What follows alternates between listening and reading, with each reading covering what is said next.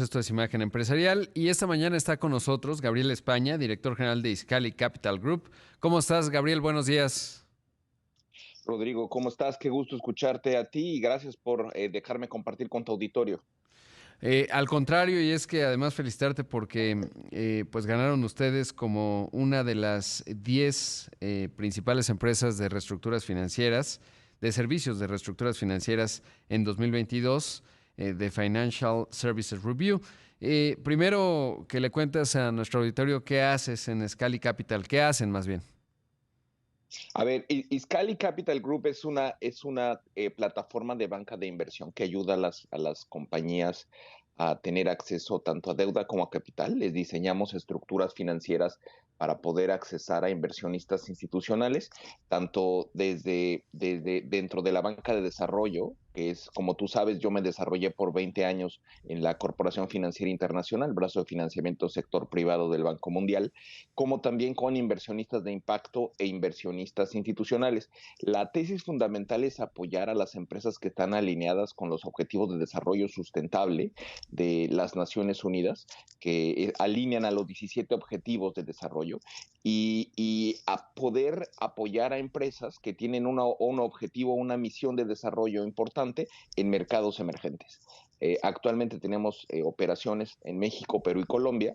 Siéndote honesto, la principal operación es en México y pues bueno, hemos sido beneficiados por esta publicación, el Financial Services Review de Estados Unidos, como una de las firmas que está atendiendo de manera más exitosa, llamémosle, a las empresas que están en el mercado intermedio, que son empresas que tienen rangos de ventas de entre 10 hasta 150 millones de dólares. Y por las operaciones que hacemos y por el tipo de transacciones con el impacto que tienen, pues les llamó mucho la atención lo que estamos construyendo y la innovación que estamos trayendo en este mercado. Pues un grupo varias firmas de abogados en Nueva York, que son con las firmas con las que trabajamos, pues nos nominaron y resultamos galardonados. Honestamente, para nuestra sorpresa, recibimos una comunicación de ellos hace unos días diciéndonos que nos querían publicar en su reporte anual como una de las 10 firmas de reestructuración financiera del año 2022. Pues qué bueno y me da mucho gusto por ti, pero sobre todo por lo que esto implica, ¿no? Para estos tres países que ya mencionas, principalmente México. ¿Cuál sería una operación típica, digamos, o una operación que retrate lo que han estado haciendo en Iscali Capital? Porque hay que decirlo además, pues es relativamente nueva, ¿no? Entonces es un Sí, mérito adicional. sí, tenemos 2 años de operación. La verdad es de que iniciamos poco antes de la pandemia. Nunca creímos encontrarnos con un escenario como el que COVID-19 nos presentó. Muchas de las empresas con las que estamos trabajando son empresas que producto de la pandemia cayeron o se les complicaron las condiciones de mercado y dejaron de tener acceso a financiamiento. Muchas de estas empresas, por los países en los que operamos principalmente, pues no recibieron apoyos por parte del gobierno para mantener sus operaciones en línea, y empezaron a enfrentar vencimientos de sus deudas. Esos vencimientos generaron que hubiera descapitalización en la mayoría de ellas y se pusieran en estrés financiero.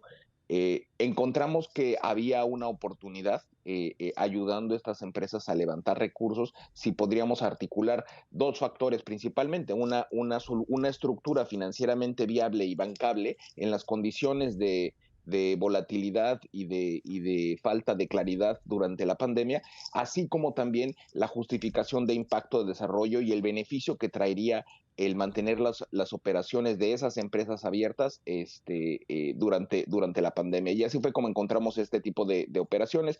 Operaciones, te diría, hay empresas de manufactura que tienen cuentas por cobrar y que tienen operaciones de exportación desde México a los Estados Unidos, que tenían vencimientos de corto plazo que pudimos conseguirles a través de estructuraciones fuera del balance, que pudieran tener acceso a recursos de largo plazo de la banca de desarrollo, ¿no? Eso, pues, obviamente les dio oxígeno a estas empresas y muchas de ellas en estos momentos están creciendo mucho más rápido de lo que venían creciendo antes de la pandemia, producto del acceso al financiamiento que que las condiciones globales de salud les impidieron en algunos momentos durante los primeros meses de la crisis de salud.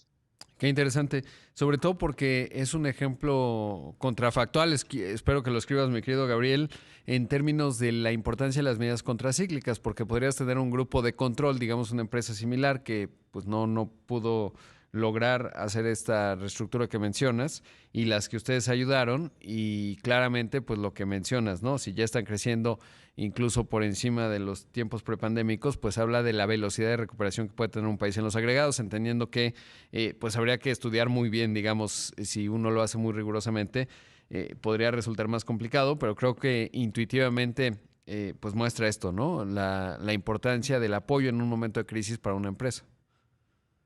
Eso es fundamental. Te diría que es lamentable que en México no se hayan dado apoyos generalizados a las empresas, porque muchas de estas empresas tuvieron que prescindir de su fuerza laboral.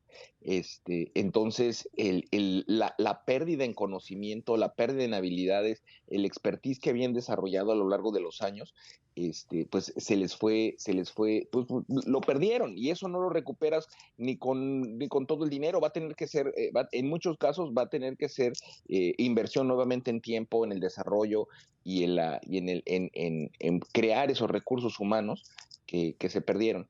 Pero pues bueno, digo, afortunadamente muchas de las empresas con las que estamos trabajando hoy en día y bueno, el producto también del éxito que hemos tenido apoyando a estas empresas, nos han llegado nuevas empresas que aún vienen arrastrando problemas,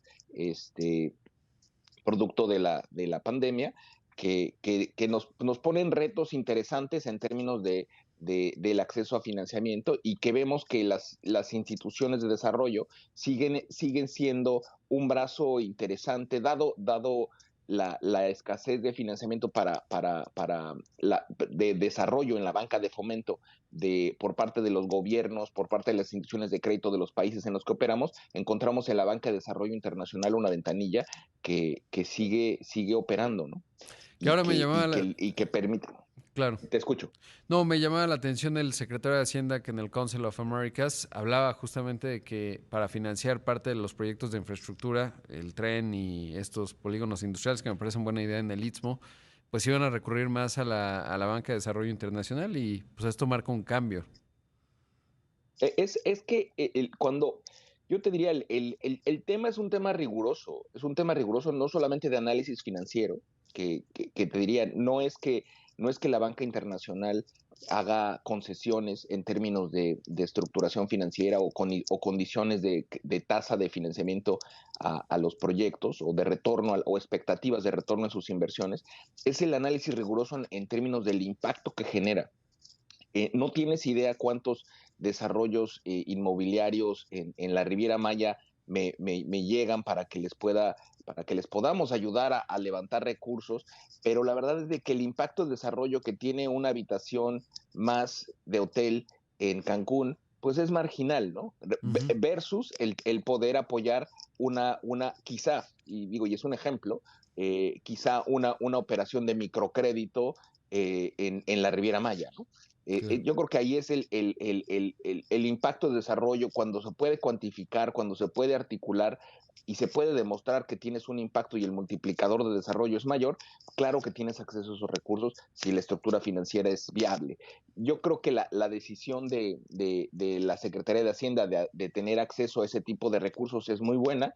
Yo veo que el gobierno de México, en particular Gabriel Llorio, ha estado muy activo en términos de la emisión de instrumentos ESG, que puedan canalizar esa inversión, esos recursos de impacto a proyectos de infraestructura viable. Como sabrás, Gabriel estuvo aquí en Washington también, yo lo conocí aquí en Washington, D.C., él trabajó para el Banco Mundial, precisamente con el sector, él en el sector público, yo en el sector privado, pero bueno, se llevó ese conocimiento y expertise y pues obviamente la motivación para poder seguir generando inversiones y proyectos que tienen un impacto positivo en términos de desarrollo. Y sobre todo el tema que viene ligado también al cambio climático. Vemos que nuestro socio comercial Estados Unidos está haciendo inversiones y esfuerzos muy importantes para combatir el cambio climático. Entonces, muchas de las inversiones que también benefician al cambio climático, que reducen las emisiones de carbono, pueden tener acceso a estos financiamientos. Uno de los proyectos, te mencionaba yo hace unos minutos, el tema de proyectos de manufactura que tienen exportaciones a Estados Unidos. Cuando articulas las inversiones y las estructuras en el sentido de que puedas ayudarles, además de entregar su producto en la calidad, en el costo y con los materiales necesarios, que puedas ayudarles a que en el proceso de manufactura reduzcan las emisiones de carbono, vas llenando esos checks que Claro. aparecen en el análisis de este tipo de instituciones para tener acceso a dichos financiamientos, ¿no? Pues mi estimado Gabriel, hay mucho que conversar. Te voy a buscar pronto para hablar de otros temas, porque además, evidentemente, tienes mucha visibilidad y análisis con respecto a varias coyunturas de México y de Perú y Colombia. Por lo pronto, felicitarte por este reconocimiento, que no es asunto menor, y te mando un gran abrazo. No, a ti, te agradezco mucho a ti, a tu auditorio, y pues aquí estamos para servirles. Cuídense mucho. Gracias. Ahí escuchamos a Gabriel España, director general de Iscali Capital Group.